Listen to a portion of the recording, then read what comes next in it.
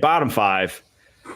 Miami Dolphins making their very first appearance in the bottom five, all the way down to 28. Cleveland Browns at 29. New England Patriots at 30. Carolina Panthers at 31. And then the Jacksonville Jaguars, your lone defeated team at this point at 0-4, rounding out the rear at 32. Yikes.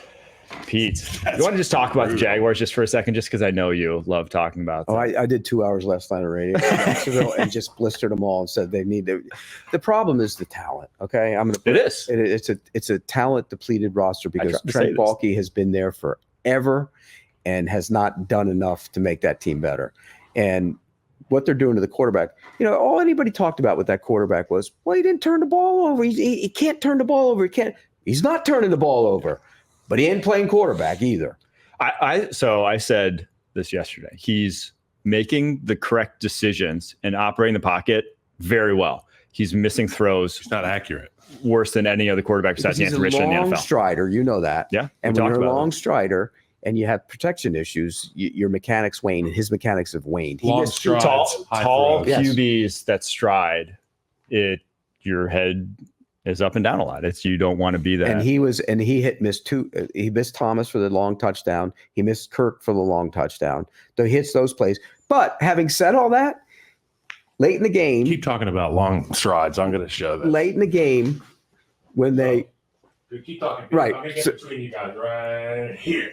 Okay, keep talking. Okay, look, you're a long strider. So long strider means he starts here. Strides, and with that stride, you see his head go down. You don't see my eyes right now, but here it's like you see my eyes. Right. Then you get that this way, and that ball sails. So a lot of these good quarterbacks play with that base here, and it's just a quick throw. It's just a quick open and hips, as opposed to that pitcher, and then that ball goes flying. Yeah, and he missed 2 big throws. But all that said, Bigsby runs down to the 2-yard line, 3-yard line.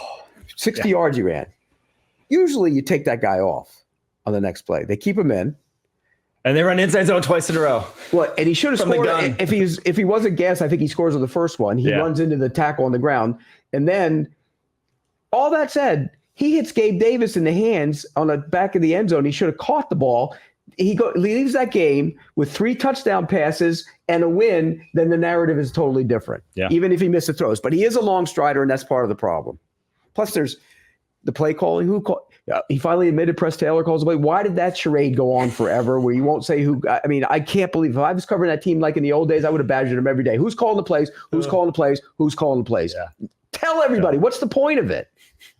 It's like the number one indicator that there's something wrong is whenever there's conversations about the play calling. Whether it's not my play calling, it's his play calling, or I'm handling the play calling until somebody else says I shouldn't handle. Whenever there's conversations about it, the shit stinks.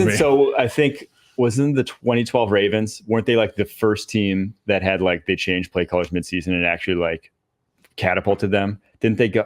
Who was that? I don't agree. I don't agree with that at all. Like changing play callers. I just think you develop an identity. You get a coach that has a real finger on the pulse. Almost every time it doesn't work. Almost every time it's then you bring it's going wrong regardless, in. right? But they created the problem themselves by hiding who is calling the plays. Yeah. Why doesn't he just come out in the beginning of the season and say, Press Taylor's going to call the plays, or I'm calling the plays? It's hubris. It's pride, right? It's bad.